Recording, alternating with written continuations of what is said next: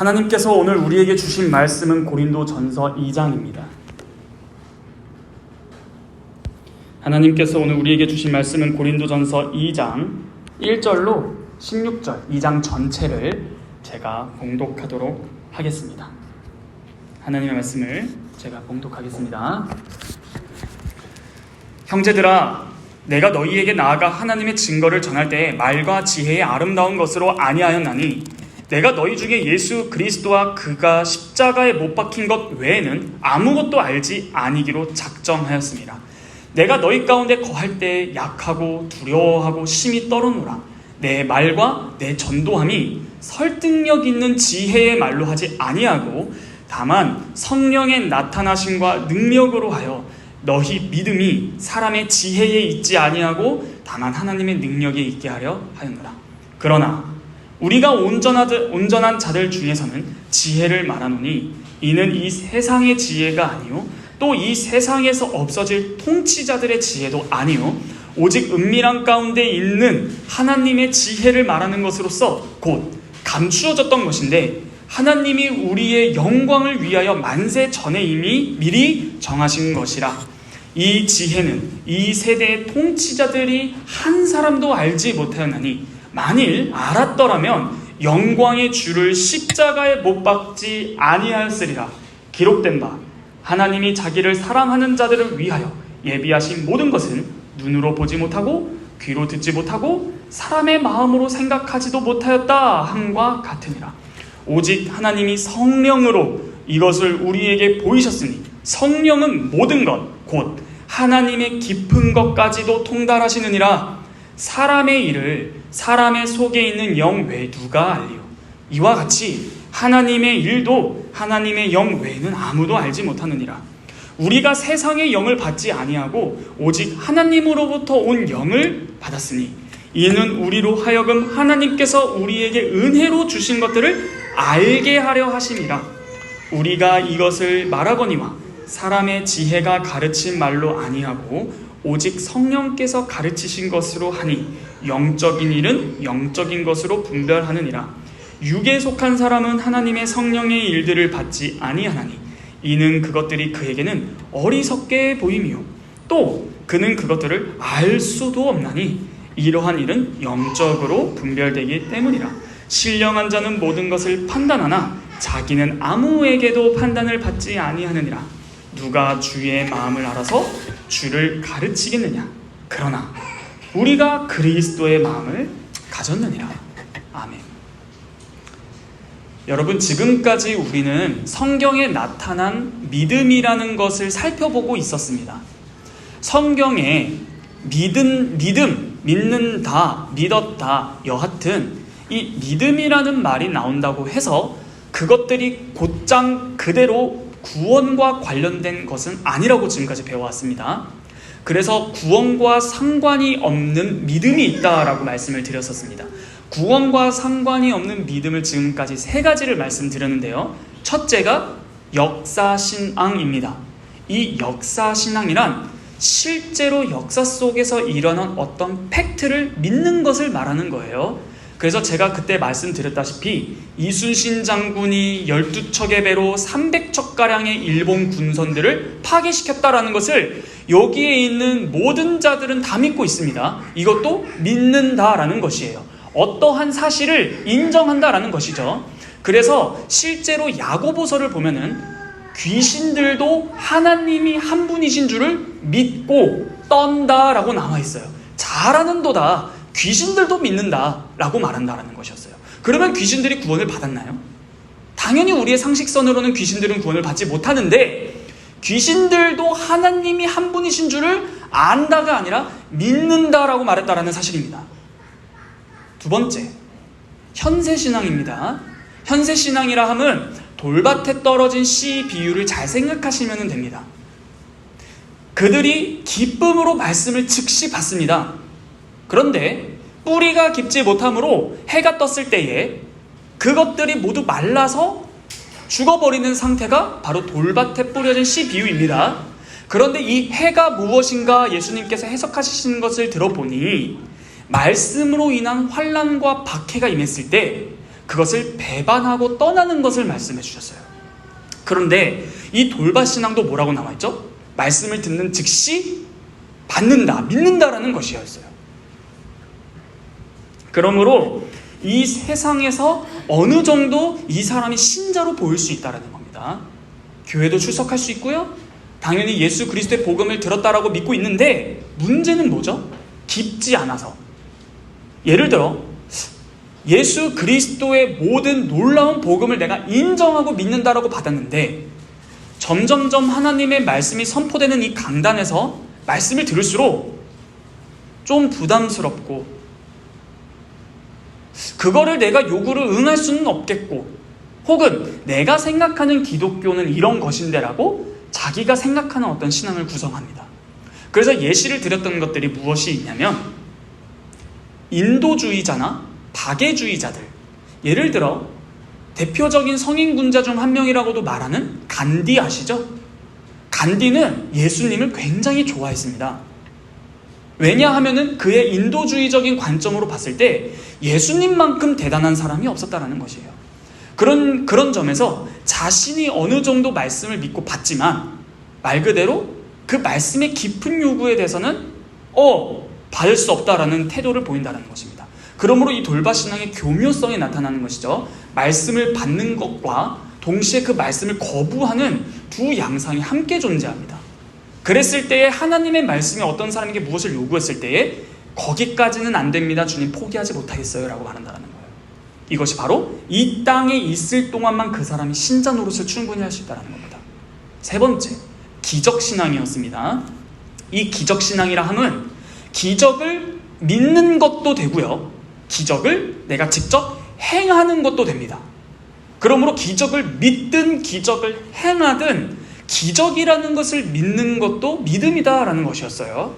그런데 마태복음 7장에서 보면은 마지막 최후 심판 때에서 예수님께서 어떠한 사람들을 세 부류를 말씀해 주시는데, 그때 세 부류의 사람들이 주님께 천국에 들어가기 위해서 자기 자신의 어떠함을 호소합니다. 그때 호소하는 내용을 가만히 보아하니, 주여 주여 저는 선지자 노릇했습니다. 오늘날로 말하면 목사, 신학자 이런 노릇했다라는 것이죠. 두 번째, 주여 주여 저는 귀신을 쫓아냈습니다.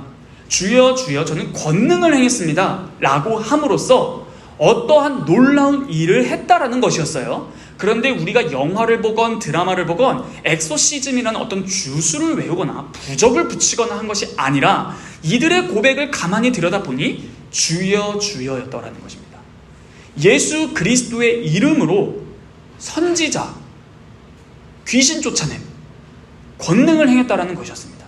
이때 여러분들이 오해하지 말아야 될 것 중 하나가 무엇이었냐면, 이 기적이라 했을 때 어떤 초자연적인 것만 하는 것이 아니라 마땅한 인과관계의 법칙과 합리적인 질서로서 하는 어떠한 큰 일들도 다 포함된다라는 것이었어요. 예를 들어 문명이 뒤처진 곳에 서구 문명의 문화를 잘 받아들인 선교사분들이 그 땅으로 들어가면 그 땅에서는 엄청나게 번영을 하기도 합니다. 그게 실제 역사입니다. 그래서 우리 대한민국 땅에서도 신촌에 있는 세브란스 병원, 누가 지었죠? 세브란스가 지은 겁니다. 그 누군지 아십니까? 선교사입니다. 이처럼 어떠한 훌륭한 문명이 기독교라는 이름을 타고 들어올 수도 있다라는 것입니다. 그러면 그 사람은 누가 봐도 어마어마한 훌륭한 일을 한 것이죠.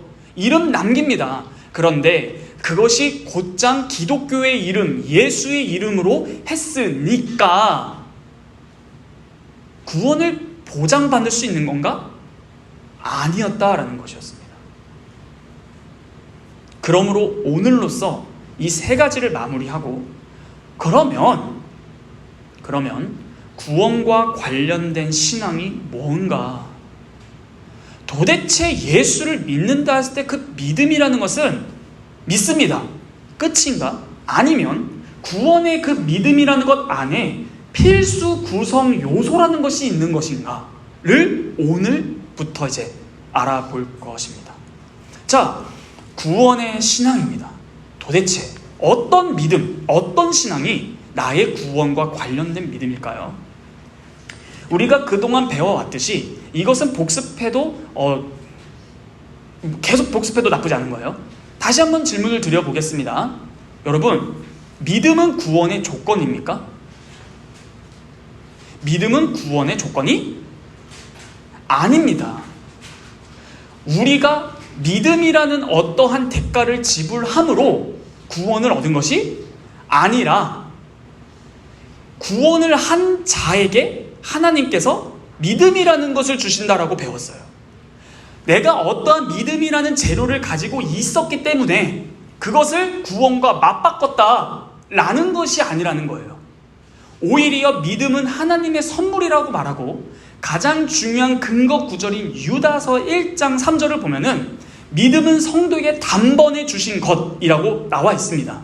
이처럼 믿음으로 말미암아 구원을 받지만 믿음은 하나의 수단이고 구원받은 자가 마땅히 가지고 있는 것으로서의 믿음인 것이지, 다른 말로 좀 쉽게 말하면 구원받은 자에게 스스로 구원의 실증을 할 수 있는 것이 믿음이다라는 것입니다.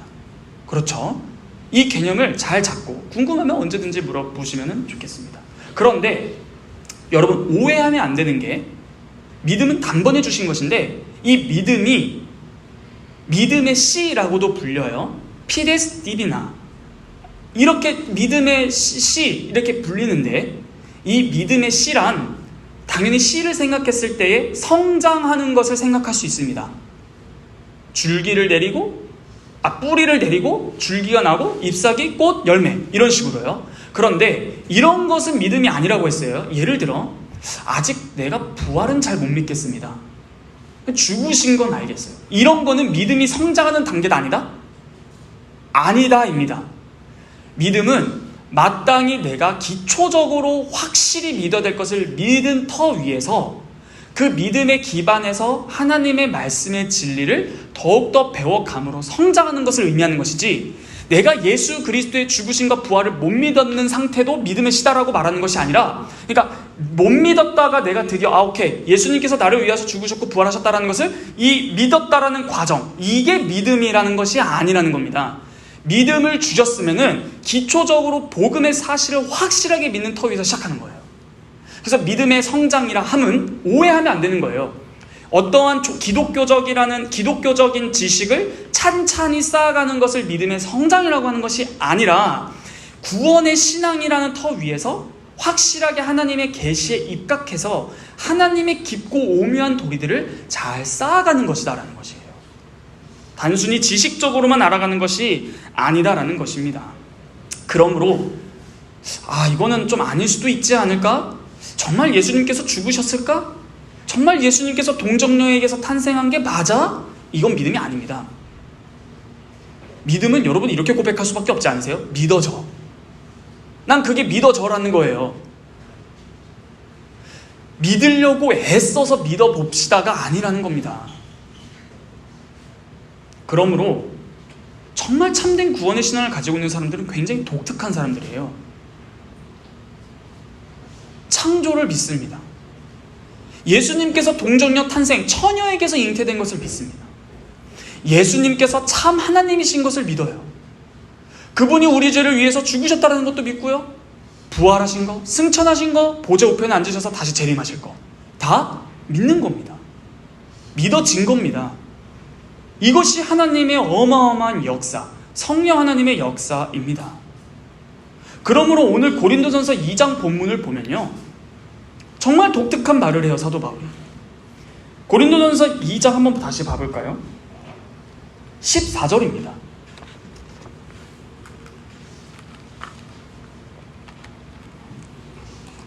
고린도전서 2장 14절을 제가 한번 읽어보도록 하겠습니다.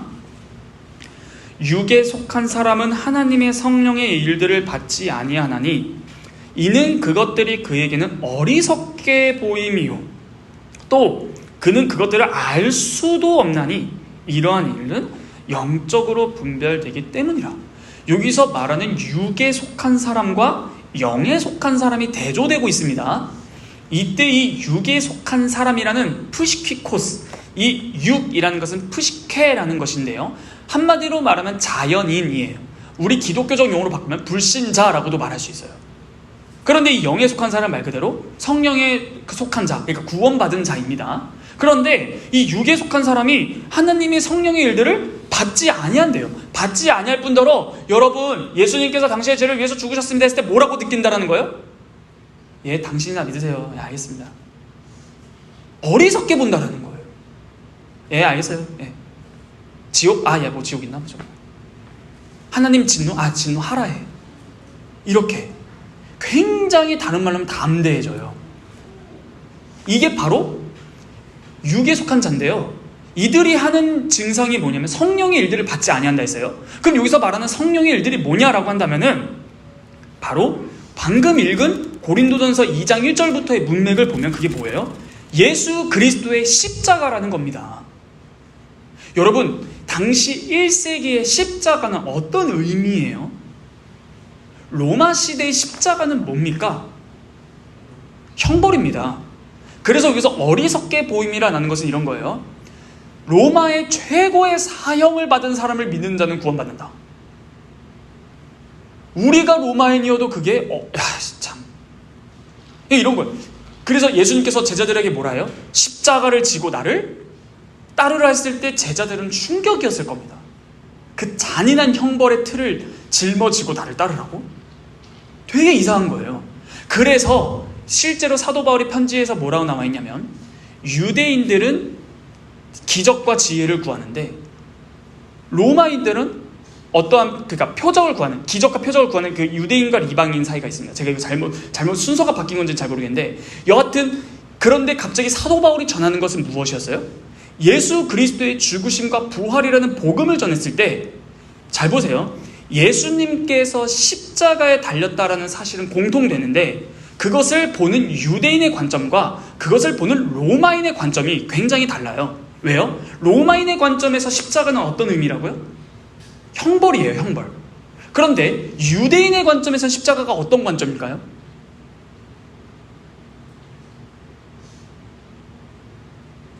예수님께서 십자가에 달려 돌아가셨을 때에 그 십자가의 재료는 뭐죠? 나무요. 율법에 뭐라 써 있나요? 나무에 달려 죽은 자는 하나님께로부터 저주받았다라는 거예요. 그러므로 유대인들 입장에서 자칭 메시아가 하나님의 저주의 상징인 나무에 달려 죽은 것을 믿어서 구원받는다? 굉장히 어리석게 보인다라는 거예요.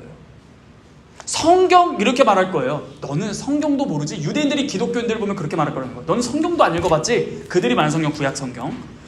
분명히 성경에서 일렀으되 나무에 달려 죽은 자마다 하나님께로부터 저주를 받았다는데 그 나무에 달려 죽은 저 예수를 믿으라고? 이런 관점인 겁니다. 그런데 이것들은 성령으로만 가능하다라는 사실입니다. 그러므로 성령 하나님의 역사가 아니면 예수님 못 믿습니다. 그래서 이렇게도 말을 해요. 오늘날 관점에서는 21세기 사람들에게 예수 믿고 구원받으세요 라는 말은 뭐와 같냐면 길거리에 떨어져 있는 돌멩이를 믿으면 구원받을 겁니다 라고 들린다라는 겁니다. 그러니까 무슨 말이에요? 말도 안 되는 일. 그런데 우리는 하나님께로부터 구원을 받아서 믿음을 단번에 받고 우리가 지금 이 자리에 있는 것은 그것을 믿고 있다는 기적적인 사실입니다. 여러분, 이 구원의 신앙을 지금 듣고 있는데요. 우리가 이 씨 뿌리는 비유를 가만히 생각해 보면요. 여러분, 씨를 왜 뿌려요? 심심해서 뿌리는 사람은 없을 겁니다. 씨를 뿌리는 이유는 필연적으로 무엇을 얻기 위함이죠?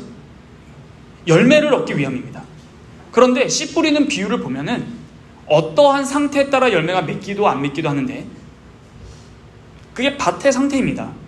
그러므로 어떠한 믿음의 그 열매를 얻는 것에 있어서의 책임은 밭에 있다는 것을 보여주고 있어요. 그런데 이 씨는 예수님께서 해석해 주시기를 뭐라고 해석해 주셨죠? 씨는 하나님의 말씀이요 라고 말을 했습니다. 씨는 하나님의 말씀입니다. 그런데 이 씨, 즉 하나님의 말씀이 네 가지 밭의 상태로 드러난 어떤 사람의 상태에 뿌려졌을 때 열매를 맺느냐 안 맺느냐로 갈리는 것이다라는 것이에요. 그러면 이 씨는 말씀인데 그럼 이렇게 질문할 수 있죠. 그러면 성경 말씀 아무거나 그냥 전하면 믿음이 생기는 건가? 하나님의 말씀이 심어지면 믿음이 생긴다며, 그러면 어느 것이라도 편연척구의 성경 말씀 아무거나 탁 전하면 믿음이 생기는 건가? 라는 거예요. 여러분, 기독교의 기초가 뭐죠? 이거 그러니까 가장 기초, 복음이죠. 아니, 기독교에 외로운 사람, 심심한 사람, 홀로 사는 사람 다 오십시오, 이게 아니잖아요. 분명히 예수 그리스도를 믿는 것이 기독교의 출발점인데, 자, 복음이라고 했습니다. 그러면 하나님의 말씀이 어떠한 사람에게 심겨져서 그것으로부터 열매를 맺기를 필연적으로 원하는 것인데, 그러면 그 말씀은 복음이어야 하겠습니다. 자, 예를 들어 볼게요.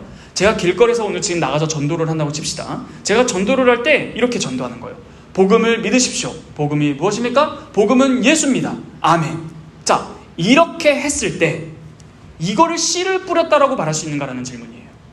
복음 전했잖아요. 복음은 예수다. 예수를 믿으라. 이렇게 전하면은 과연 들어가야 할 것들이 들어갔는가? 라는 질문을 던진 거예요, 저는 지금. 자, 그런데 복음은 예수다라고 딱 전했으면 복음을 전한 게 아닙니다. 무슨 말이냐? 이 복음은 예수다. 이 예수라는 말은요, 하나의 개념을 가지고 있지만 예수라는 이름만 부르면 구원이 되지 않는다는 겁니다. 한번 성경 하나 찾아볼게요. 5회 9절입니다. 로마서 10장 13절입니다.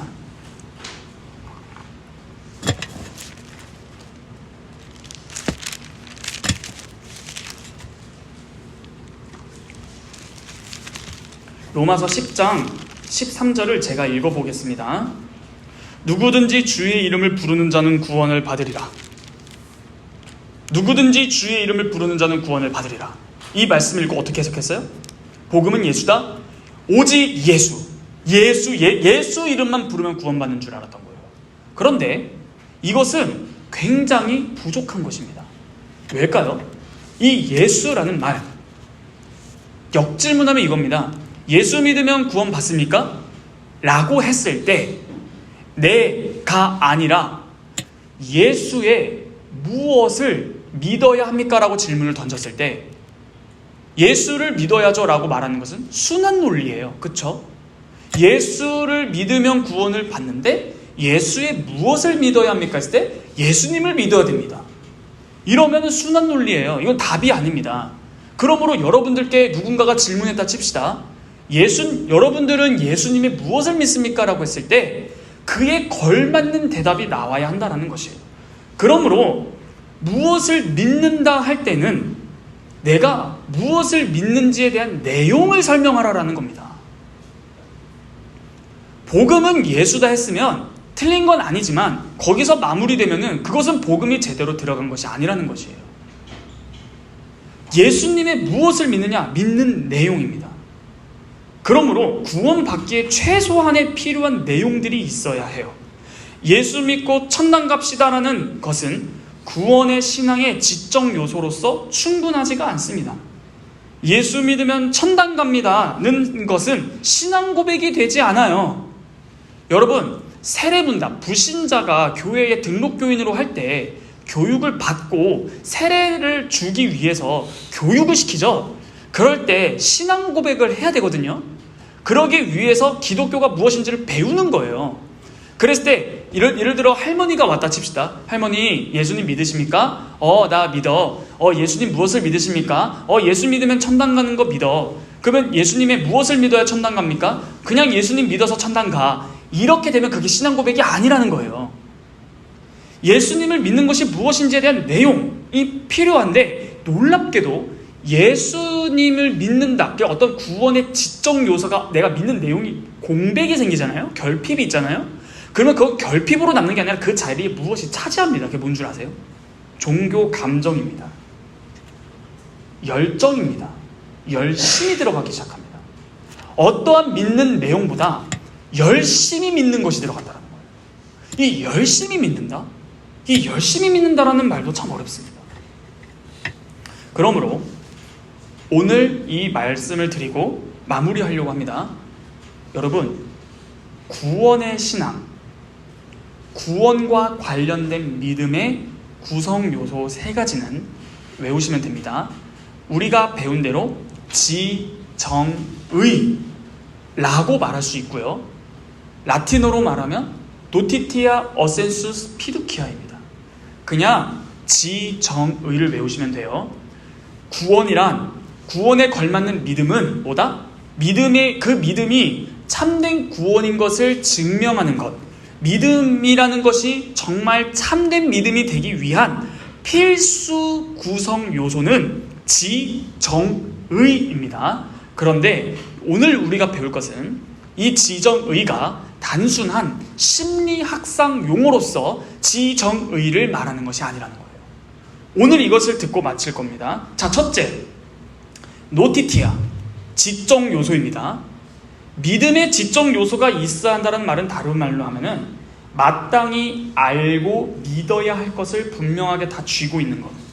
그리고 쥐고 있을 뿐만 아니라 떨어뜨리지 않고 그것을 더욱더 증식시키는 것. 다시요. 내가 마땅히 알고 믿어야 할 것들을 분명히 쥐고 있는 것. 쥐고 있을 뿐만 아니라 떨어뜨릴 뿐만 아니라 그것을 계속적으로 증식시키는 것. 우리의 믿음의 지적 요소인 지식은 필수적으로 알아야 할 것을 알아야 된다는 말입니다. 여러분, 이건 상식이에요. 예를 들어 보겠습니다.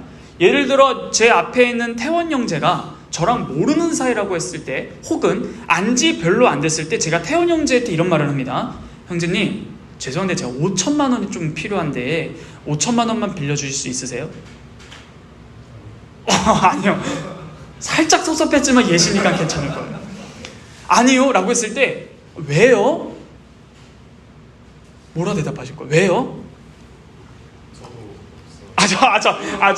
저도 없어요. 좀 생각하지 못해서. 있다고 치고, 예를 들어 5억 있어요.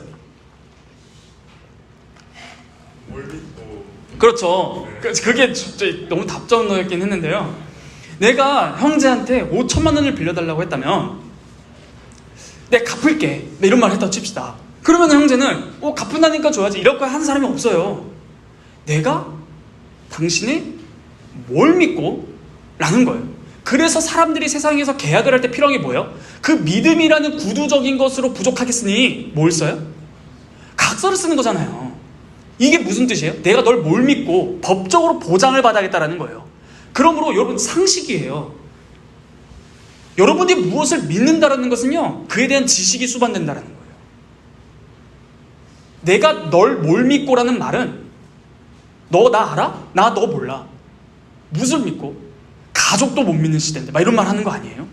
그러므로 믿음에는 이 지식이 있다는 것은 내가 마땅히 믿어야 할 것들을 구체적으로 알고 있어야 된다는 것이 믿음의 지적 요소 첫 번째입니다. 여러분, 기독교를 믿는다, 예수를 믿는다, 무슨 의미고 뭘 믿는다라는 건지 여러분들이 대답하셔야 된다는 거예요.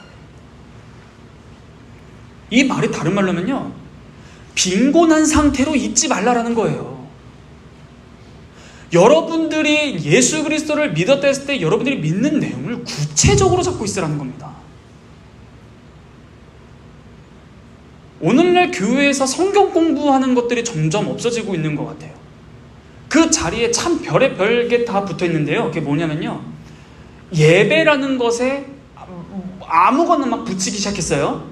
찬양 예배, 구도자 예배, 그러니까 뭐가 다 예배예요.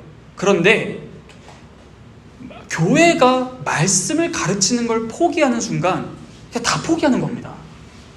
그래서 그 자리에 자꾸 뭐가 들어간다 했어요? 종교 감정이 들어가는데, 그 대표적으로 뭐냐? 우리 말씀하지 말고 기도회를 하자. 우리 말씀 공부하기보다는 찬양을 하자. 우리 말씀보다는 마음의 위로와 평안을 추구하는 모임을 만들자라고 자꾸 그렇게 가요. 그러므로 여러분들 꼭 하나 말씀드리겠습니다. 여러분들 믿음이 성장하고 싶으시죠? 딱히 관심이요. 당황스러워요, 저는 이럴 때마다. 믿음이 성장하고 싶으시죠? 꼭 기억하세요. 편법과 지름길은 없습니다. 서울대, 편법과 지름길이 있나요? 예를 들어 억울하지 않으세요? 열심히 공부하는 사람 보고 너 뭐 어떤 팁이 있어? 그러면은 뭐예요? 그냥 의자에 앉아 있어 이거예요. 엉덩이 의자에 붙이고 공부해 이거예요. 상식이에요. 이게 일반 법칙이라고 하나님께서 내신 뿌린 대로 거둔다. 콩 심은 데 콩 나고 팥 심은 데 팥 나는 거지. 그런데 하나님께서 성경 66권을 주셨는데 공부하지 않고 나의 믿음이 성장하길 바란다는 것 자체가 기적이에요. 근데 그런 기적은 일어나지 않을 겁니다. 그러므로 믿음이 성장하고 싶으신 여러분들 편법과 지름길은 없습니다. 무슨 말이에요? 필연적으로 공부하시라라는 겁니다. 두 번째, 어센수스, 정입니다. 정. 근데 이 정은 여러분 뭐예요? 어떤 감정을 뜻할 수 있죠. 그런데 여기서 기독교에서 말하는 구원의 3요소, 필수거의 3요소인 지정의에서 이 정은 단순한 감정이 아닙니다. 단순한 감정이 아니라는 거예요. 감정이긴 감정인데 단순한 감정이 아니라는 겁니다. 무슨 말이냐? 신성한 정서가 움직이는 거예요. 소극적 의미와 적극적 의미가 있어요. 소극적 의미는 이런 겁니다. 칼빈이 말한 건데요. 신성한 정서는 거룩한 불만이라고도 말을 해요. 그러니까 뭐냐면은 내가 알고 있는 거, 내가 지금 삶에서 행하고 있는 거, 아니 나의 전 인격 자체에 대해서 만족하지 못하는 거예요. 뭔가 이거는 아닌 것 같아. 뭔가 하나님의 뜻대로 살고 싶은데 이렇게 사는 것은 아닌 것 같아. 소극적 의미입니다. 적극적 의미는 뭐냐면요, 하나님의 말씀이 선포됐을 때 아멘가 아니라 진실로 과연 그렇습니다. 나의 마음이 그 마음의 말씀에 반응하는 거예요. 진실로 과연 그렇습니다, 주님. 당신의 말씀이 맞습니다라고 하고, 동시에 여러분 거듭난 사람의 증상이 하나님을 뭐라고 부르죠? 하나님 아버지. 그런데 이거 기억나세요?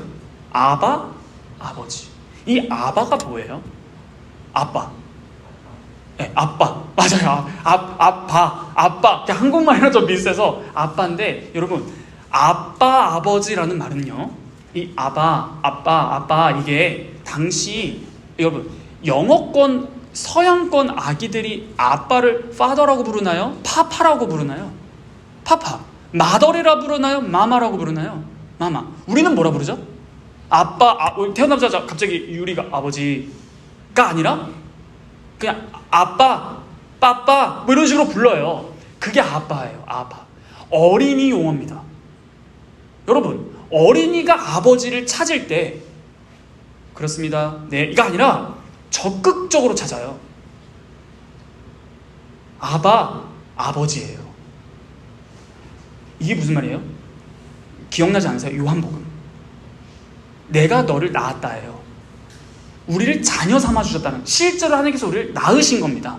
그 분을 향해서 아빠 이렇게 하는 거예요. 이러한 것으로서 적극적으로 주님을 아버지라고 부르기 시작했다는 겁니다. 그러므로 이 거룩한 정서가 막 움직이는 거예요. 적극적으로 주님을 찾기 시작하는 거예요. 그냥 있어도 그만 없어도 그만이 아니라는 겁니다. 이게 굉장히 중요해요. 그런데 이 지적 감정, 이 감정, 이게 사실 이 영혼의 기능이라도 부르는 이 지정의는요, 사실 분리할 수는 없어요. 그러니까 지식만 따로, 감정 따로, 의지 따로가 사실은 있을 수 없고, 구분시키는 게 아니라 구별한 거예요. 그런데 이 감정은요, 지식에 따라서 가요. 내가 아는 만큼 느낀다라고 표현할 수도 있겠습니다.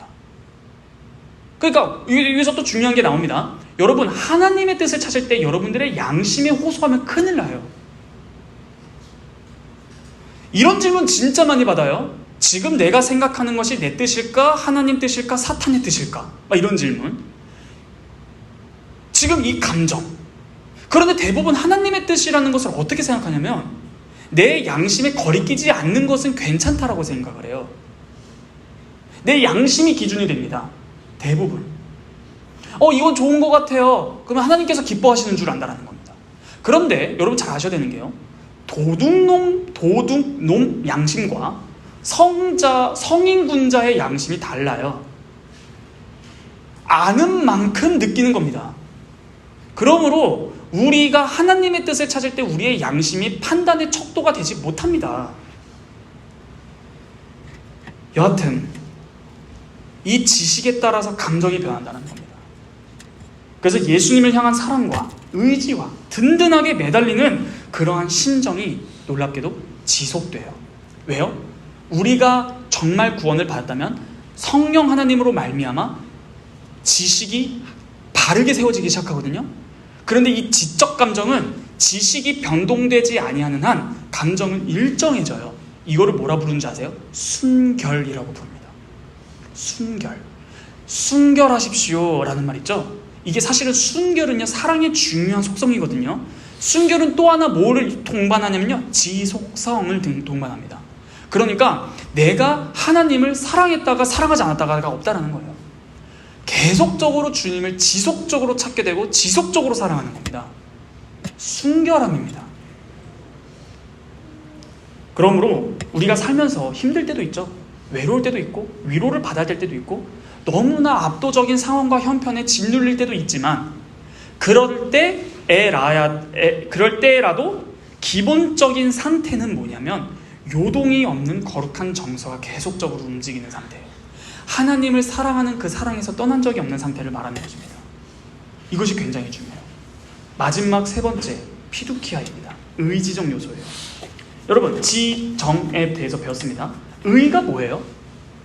이것도 심리학상 용어로서의 의지는 아닙니다. 의지가 뭐죠? 의지. 무엇을 할 수 있는 것. 의지적인 행동. 이제 행동을 수반하는 거예요. 그런데 여기서 행동은 놀랍게도 어떠한 단순한 행동만을 의미하는 게 아니라는 겁니다.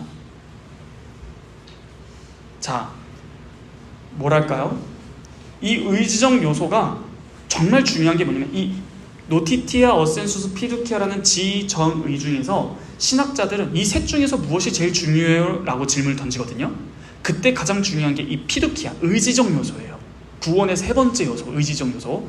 왜냐하면 정서적 요소, 두 번째 정서적 요소로서의 그리스도를 향한 사랑이 항상 날마다 내 마음속에 있을지라도 그것이 매일, 매분, 매초 계속적으로 드러나지는 않아요.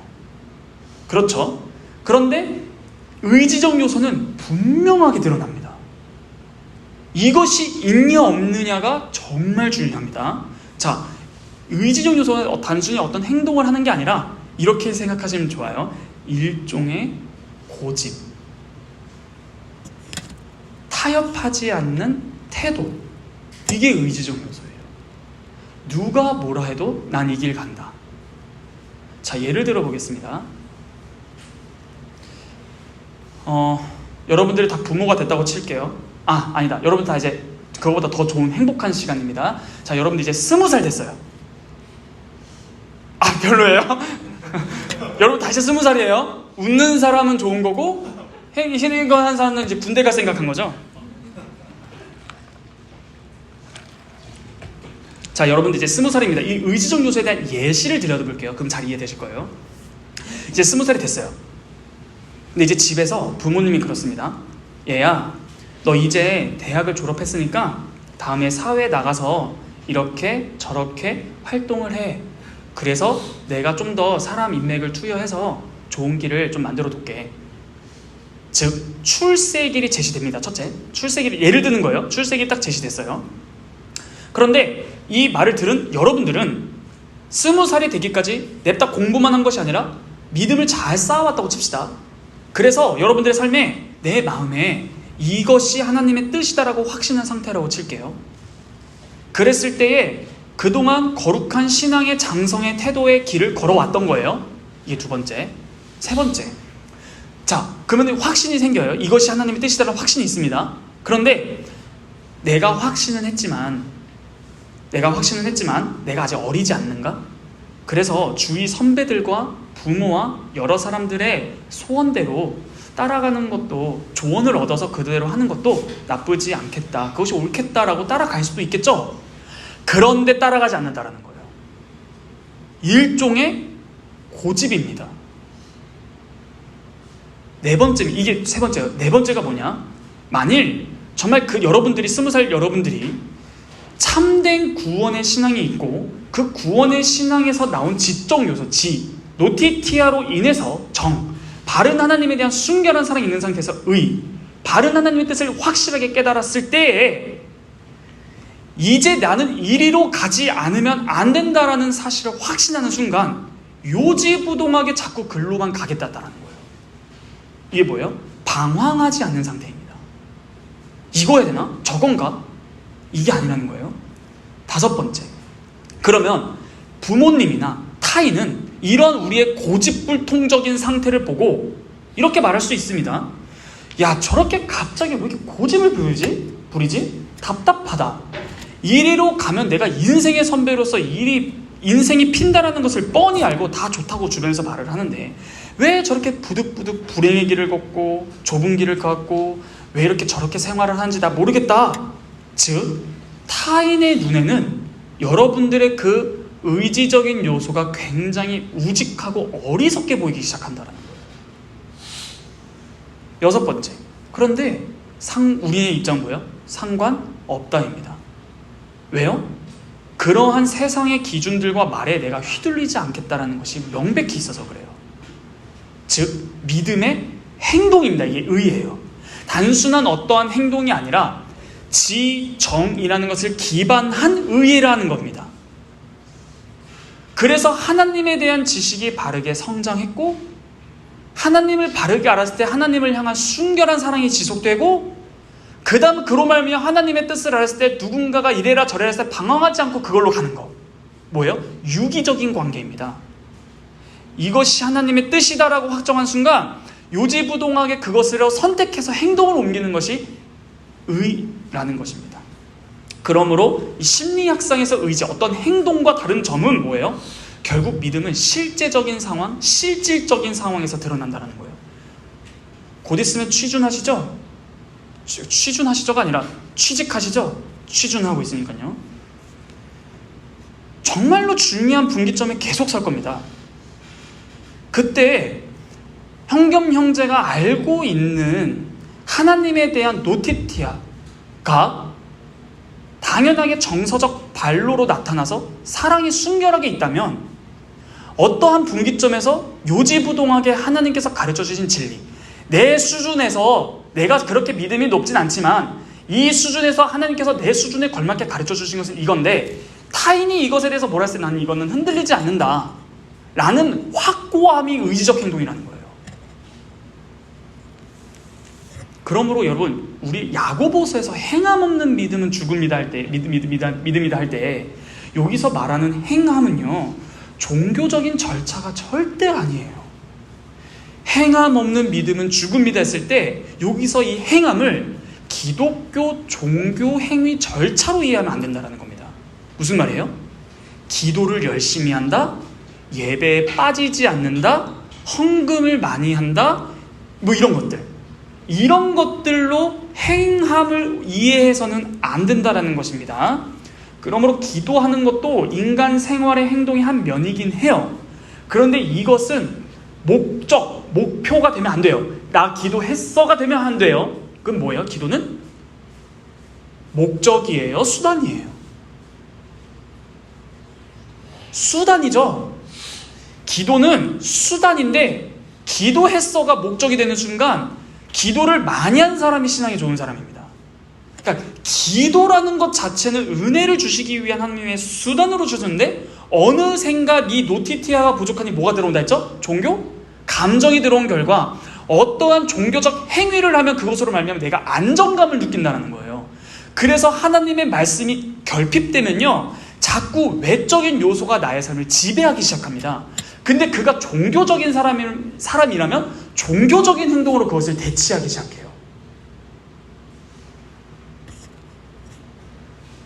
그래서 이젠 기도가 어떻게 되느냐? 하나님이 들으셨든 안 들으셨든 난 했다예요. 난 했다. 됐다. 이제 이런 이상한 공로감이 막 생겨요. 나 기도했다. 헌금했다. 예배했다. 그게 목적이 되기 시작합니다. 그러므로 기도를 열심히 한 후에 내가 열심히 했으니까 하나님께서 들어주시겠지라고 생각한다는 거예요. 근데 여러분, 이런 생각이 여러분 속마음에서 들면 꾸짖으세요. 이건 아니야 라고 꾸짖으시면 됩니다. 예수님의 공로에 의해서 우리가 이 기도를 하는 겁니다. 그러므로 그런 종교적인 것이 아닙니다. 여러분, 기도도 배워야 되거든요. 여러분, 기도를 어떻게 생각하시는지 모르겠는데 예를 들어 볼게요. 제가 은행에 돈을 꾸러 간다고 칩시다. 돈을 꾸러 가요. 5천만 원 꾸러 가요. 태원 형제가 안 빌려줬거든. 그래서 저 은행에 갈 거예요.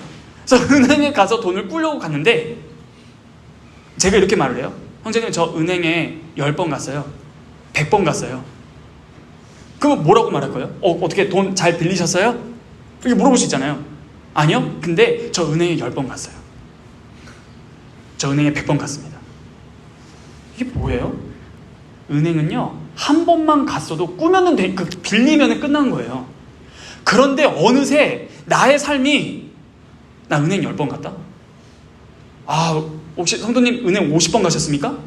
이야, 그 수단을 통해서 하나님께서 주시고자 하신 것은 관심 없고 자꾸 어떠한 종교적 행위가 나의 삶을 막 지배하기 시작한다는 겁니다. 이러면 안 됩니다. 그러므로 오늘은 간단하게 서론격으로 하나 말씀을 드리는 거예요. 구원의 신앙이 뭡니까? 라고 그냥 거두절미하게 답이 뭐예요? 노티티아, 어센수스, 피두키아라는 지, 정, 의 중에서 하나의 요소도 빠지지 아니하는 것이 구원의 신앙입니다. 여러분, 이 말씀 아시죠? 듣지 못했는데 어찌 믿으리요? 전하는 자가 없는데 어찌 전하리요? 그렇죠? 내가 무엇을 듣지 못했는데 이거는 그냥 단순히 들었다라는 겁니까? 들음으로 말미암아 거기에 포함된 내용을 말하는 거예요. 듣지 못했는데 어떻게 믿어요? 알지 못하는데 어떻게 믿어요? 여러분들이 무엇을 믿는다라고 말하려면요, 그 믿는 내용이 뚜렷해야 된다는 겁니다. 그게 시작이에요. 이 노티티아, 어센수스, 피두키라는 지정, 의 중에서 하나라도 빠지면 그게 구원의 믿음이 아닙니다. 정리하겠습니다. 자, 결국에는요, 이 믿음은 행함으로 드러난다는 것이 무엇인지 말하고 마치겠습니다. 어떻게 드러날까요? 이 행함은 무엇을 말하는 걸까요? 이 행함은요, 여러분들의 인생입니다. 다른 말로 해드릴까요? 하나님께서 철민 형제님께 동쪽으로 가길 원하세요. 예를 들어. 그런데 그러면 동쪽으로 가는 배를 타야 되죠. 그런데 철민 형제가 서쪽으로 가는 배를 탑승 딱 하고 머리 가판부터 배 후미까지 동쪽으로 막 달려가요. 그래도 철민 형제가 도착하는 곳은 서쪽일 겁니다. 이해되시죠? 이 비유. 이게 무슨 비유일까요? 정리하겠습니다. 믿음에는 행동이 중요하다, 의지적인 피두키아로 결정된다는 말의 궁극적 의미가 뭐냐면요, 하나님의 뜻대로 살고자 한다고 말하는 사람에게 하나님께서 동쪽으로 가라 하실 때 동쪽으로 가는 배를 타야지, 나의 인생을 서쪽으로 가는 배에 안착시켜 놓고 아무리 배 머리부터 후미까지 동쪽으로 달려간다 해도 배는 서쪽으로 가고 자기도 서쪽으로 가는 겁니다. 무슨 말입니까? 이 비유는요, 이겁니다. 자기의 인생의 길을 자기 마음대로 정해놓고서 하나님의 뜻이 무엇입니까? 이것입니까? 저것입니까? 하고 자기의 인생을 서쪽으로 가는 배에 탁 맡겨놓고 서쪽으로 가면서 생기는 지역 말단의 문제를 가지고 하나님께 나아가서 은혜 주십시오, 인도해 주십시오, 보여주십시오 라고 한다면 그게 도대체 무슨 짓이냐 하는 것이에요. 인생은 자기 마음대로 막 펼쳐놓고 그렇게 생활하면서 불리한 일이 생겼을 때에 거기다가 지혜를 좀 보태달라고 하는 태도가 딱 이 비유입니다. 그러므로 이것이 아주 공리적이고 심히 이기적인 태도라는 것입니다. 그러고서도 예수를 내가 믿는다라고 말하지 말라라는 거예요. 이러한 상태에 있는 사람이 어떻게 구원을 받았고 어떻게 구원을 누리고 있다라는 것이며 어떻게 지금 현재 구원을 맛보고 있는 사람이냐라는 것입니다. 구원은 정말로 내 마음대로 살아가면서 천국 티켓을 따는 것이 정말 구원입니까? 이 땅에서 내 마음대로 다 하고 싶으니까 이것도 포기는 못하겠고, 그런데 성경은 하나님이 계시다, 지옥이 있다, 천국이 있다 하니 하나님의 뜻대로 행치 아니하면 천국에 들어갈 수가 없다고 말하는데, 말로는 하나님의 뜻이 너무나 중요하지만 나의 삶을 가만히 들여다보니 하나님의 뜻과는 먼 서쪽으로 가는 휘황찬란한 크루즈를 타놓고서 하나님의 은혜와 긍휼과 자비를 바랍니다 한다면 도대체 이게 무슨 경우냐라는 거예요. 예수를 믿는 사람이 참으로 구원받고 구원의 신앙을 가졌으면요, 첫 번째로 나타나는 증상이 자기라는 것이 없어지는 것입니다. 거기서부터 시작하는 거예요. 나를 위하는 모든 것이 없어졌다가 구원의 신앙의 피두키아의 발현입니다. 여러분, 오늘 오전 예배 들으신 분, 로마서 목사님께서 말씀하실 때 뭐라 했어요? 자기를 위하여 사는 자 없고 자기를 위하여 죽는 자 없다. 살아도 주를 위하여 살고 죽어도 주를 위하여 산다라고 말을 했어요. 그런데 나라는 것이 너무나 가득한 나머지, 하나님의 뜻도 필요한 나머지, 서쪽으로 가는 배를 타놓고 그 안에서 동쪽으로 뛰어가고 있다는 겁니다. 그때 하나님의 대답은 딱 하나, 내려입니다. 거기서 멈춰서 내리고 다시 시작이다. 근데 이게 왜 어려운 줄 아세요? 자기 부인이? 다시 말씀드려볼까요? 거기서 내리고 지금 너가 가는 거 멈추고 다시 시작이다. 그럼 무슨 생각 딱 드세요? 아깝지 않으세요? 지금까지 했던 거? 내가 지금까지 인생을 거의 다 썼잖아요. 이게 자기 부인이 안 된 증상 중 하나입니다. 무엇을 포기해야 된다고 생각했을 때 아까운 거.